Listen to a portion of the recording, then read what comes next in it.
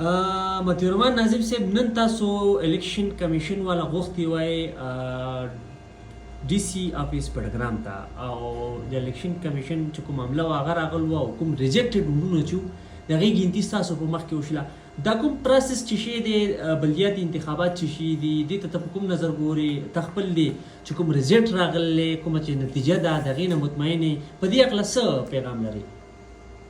بسم الله الرحمن الرحیم. ډیر مهرباني احسان بھائی.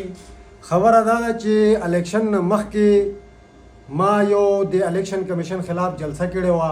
هغې وجه دا وه چې قانون کې غټ پینافلیکس بند و نو لا قانونیت و زمونږ په مخ کې قانون ماتېده نو ما دوی ته یو ټلیفون وکړو برنه چې یاره مهرباني وکړئ دا غټ پینافلیکس و دا غیر قانوني دا لرې کړئ.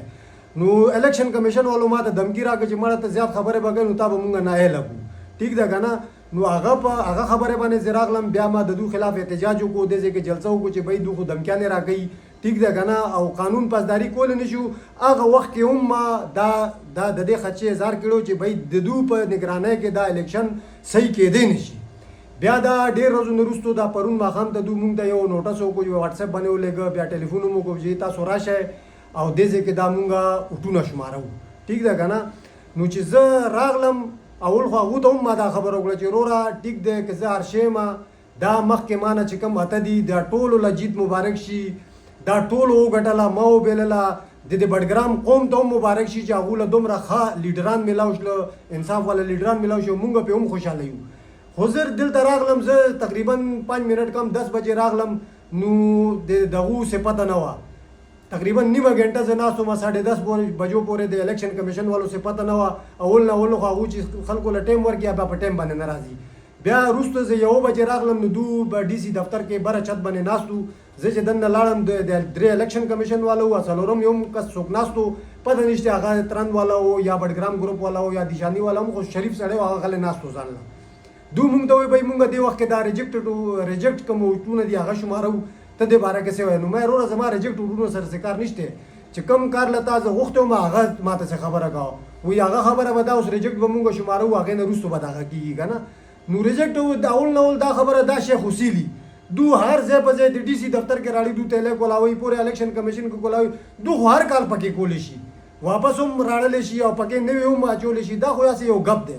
لہذا زما دې باندې تحفظات دي دا شی زه بالکل منلو له دا نتیجه تیار نه یم. زه به انشاءالله دوله ما مخکې هغه ورځې باندې دویمې درېمې ورځې باندې ما درخواست ورکړی ریکاونټینګ لا ریکاونټینګ به لازمي کېږي. هغې کې کوم څه وټونو باندې سیریل نمبر یې نشتي څه باندې پریزایډینګ افیسر مور او دستخطونه نشتي څه مړو وټونه هم پکې پول شوي دي څه خلک بار ملکونو کې وو یا کراچۍ کې وو یا اندرونی ملک خو دې ځای کې نه وو هغو وټونه هم پول شوي دي. بیا زما وټونه ما سوشل میډیا باندې 3-4 ځله دا شی ګټل دی. ټیک ده که نه؟ هغه خلکو خامخا ماله به ووټ راکړي. صحیح ده؟ اوس مثال طور باندې چې دا 50-55 ویلیج کونسل دي فی ویلیج کونسل زما دا 400 وټونه چې دوی دا کړي دا خو 8 وټونه یا 7 وټونه راځي فی ویلیج کونسل. دومره کم خو زما وټونه نه منم. زما وټونه انشاءالله 2,500-3,000 نه به بره ټیک ده که زیات نه وي خو دومره به خامخایي. لہذا زما دا مطالبه ده دا مونږ سره سازش شوی دی.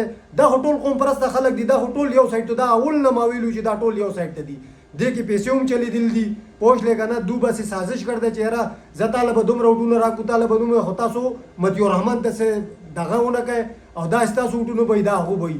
نو خپل هغه عزت ساتلو لپاره دوی هر گیم کړی دی. ټیک ده که نه؟ زه خو دې شی کې اول نه وم ما خو هر څه په دغې باندې پرېښی دی چې بھائی سرکاري اداره دې څه کوي زه هغې نه وروستو خپل کاروایي به کوم. اوس زه الیکشن کمیشن والو ته بیا هم دوی له درخواست کول پکار نه دي دوی له آرډر کول پکار دي. آرډر دا د آرډر پابند دي پوه شلې که نه؟ خو زه بیا هم دوی ته ریکویسټ کوم چې بھائی زما کوم درخواست تاسو له راکړ دی تاسو که نن شمار کړي نو سبا ورځ کې زما دا درخواست که مخکې ته لېږلي مخکې ته ولېږئ که دلته د هغې باندې څه کاروایي کولی دلته وکړئ حصاروی به نه چې مدي د سار کو نو ما بیا مخکې هم ډنډه پروګرام شروع کړی و. مخکې هغه صرف یو ټریلر و. اوس به زه پور داسې ډنډه پروګرام جوړوم چې بیا د عمران خان او نواز شریف او شهباز شریف دا زه نه پېژنم زما خپل قانون دی زما جهاد شروع کړ دی. زه د حکومت نه یا د دوی زړه کې دا به خیالي یا به موږ له پولیس به دمکي راکړي یا به فوج دمکي راکړي یا به یو اداره راکړي. زه برابروم چې کوم سړی ما له دمکي راکړي زه خپل بدل به هم اخلم هغه شی پورې چې څومره ما سره کړي یا خپل بدل به هم اخلم او ارجانه به هم ورنه اخلم او بدل هم د خپل چې مطلب دا دی چې لاس سره به هم زه بدل اخلم.